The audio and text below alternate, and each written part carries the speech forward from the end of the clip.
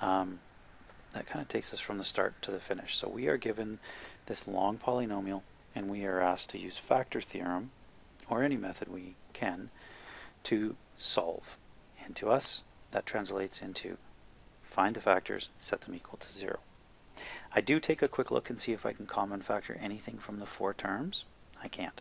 Is there any grouping that could happen? Well, I suppose I could look at this and I could group the first 2 terms and say, I can pull out an x squared, left with 2x plus 3. And if I were to look at the last 2 terms, I can't factor anything out.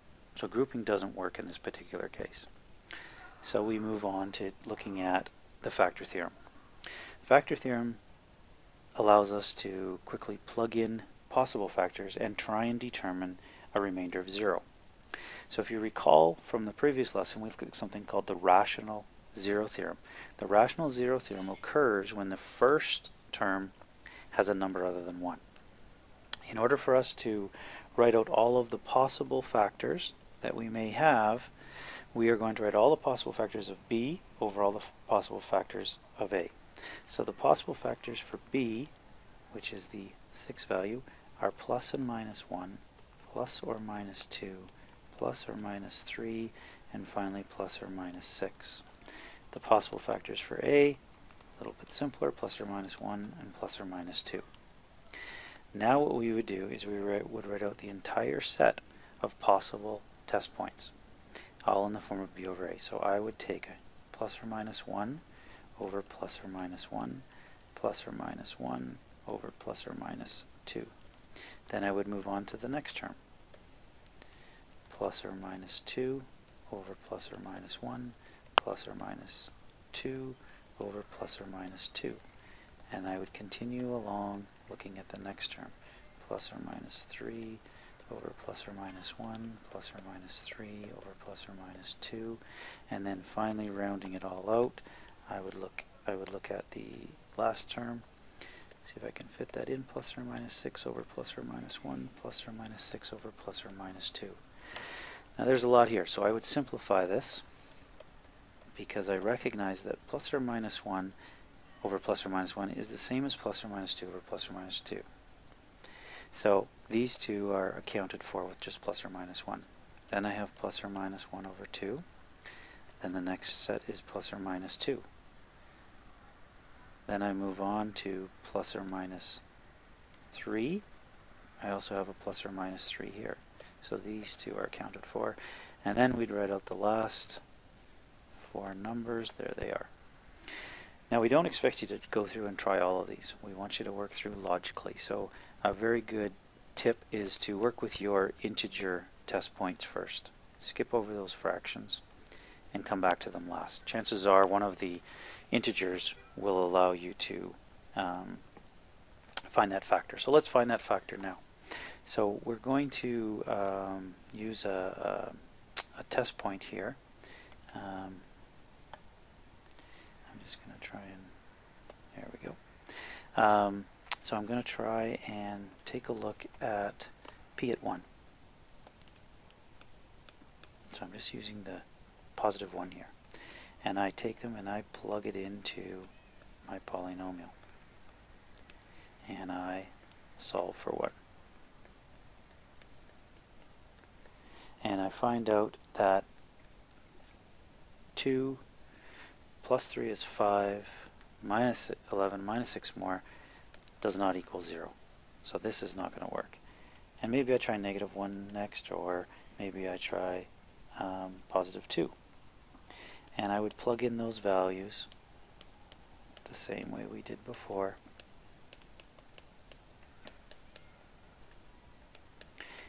And in this case, we actually would find out that we do have an answer of 0.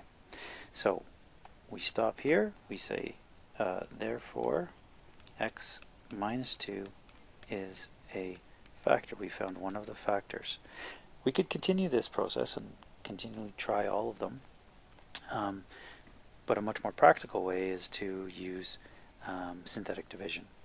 So if you recall, when we're setting up synthetic division, we write an upside down division sign, and inside of it I am writing just the constants.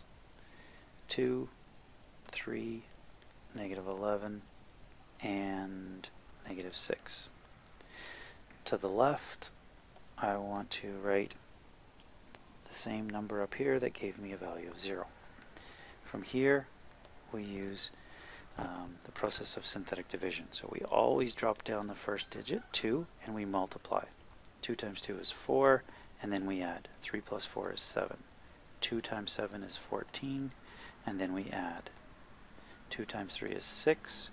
This gives us an answer of 0. We said it's a good habit to write this little thicker line showing that that is the remainder. And now we have factors of x minus 2 and 2x squared plus 7x plus 3. These are the factors, but the question was solve. So what we want to do is try and factor this trinomial. And it is factorable. You can use decomposition here, or we can introduce a new technique kind of called a trial and error. The factors of 2x squared plus 7x plus 3 is 2x plus 1 and x plus 3. And you can always check by foiling this back out. To solve the equation, we now know that x is equal to 2, negative 1/2, and negative 3.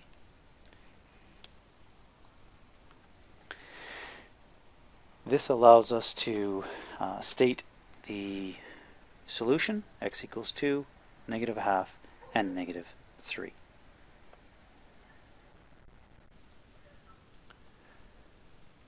The last question we're looking at is the one we started with. The question is given, find the thickness of the maximum thickness of the wings.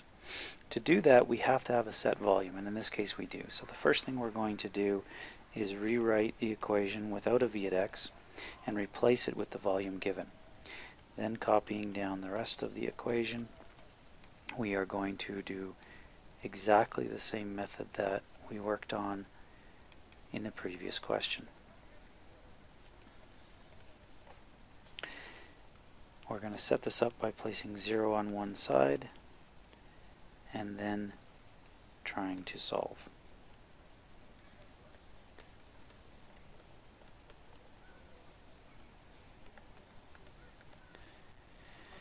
Once again, look for common factoring. In this case, we can factor a 3 out of each of those terms. So we end up with 3x cubed plus 20x squared plus 83x minus 844. And unfortunately, this is the best we can do. We would then look using the integrals or the rational zero theorem and write out all the possible factors. Now, there are quite a few. So we're going to start with some of the easier ones. So we know 1 is a factor of both these numbers. So plus or minus 1 will work, or will be an option. So I'm just going to write a few of them down because there are quite a few. So I'm going to write plus or minus 1. This is the b value, so I also know it's divisible by 2. So I could have plus or minus 2. It also is divisible by 4. And maybe I'll just stop there. I know there's a whole bunch more, but I start to test these. And as you go through and test, I believe p at 1 doesn't work, p at 2 doesn't work, but p at 4 does. And you might have to go through and try some of these just for good practice. So p at 4 does in fact give us 0. So once again, we are quite happy about that. So we want to make sure that when we go to set up synthetic division, we use the value of 4 to the left of that upside down division sign. And because we factor this out, we have smaller numbers, and so we're going to use those numbers inside rather than using the originals. So we have 3, a 20, an 83, and a negative 844. Once again, synthetic division requires us to drop down the first number, which is 3.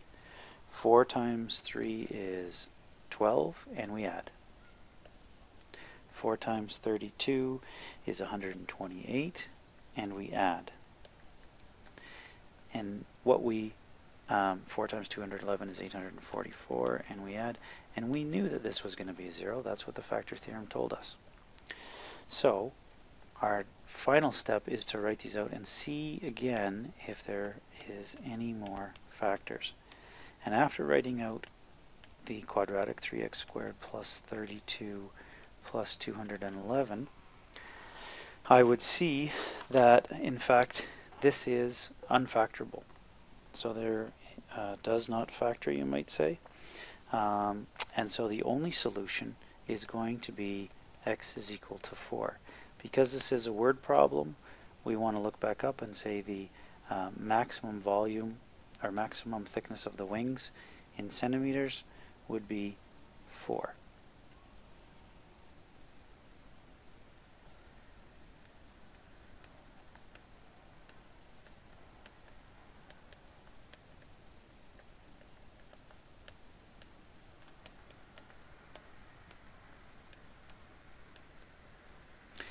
And that concludes the lesson on polynomial equations. Once again, check these key concepts. Make sure that you are understanding each of those. Go back, re-watch the lesson again.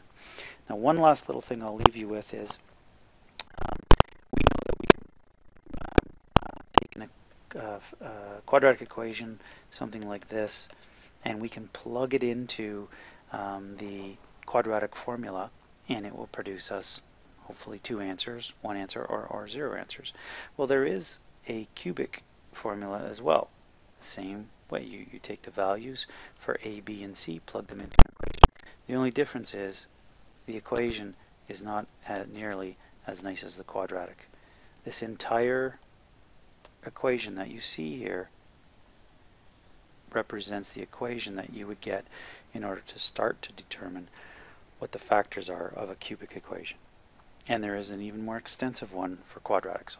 Fortunately, we are not looking at this in this course.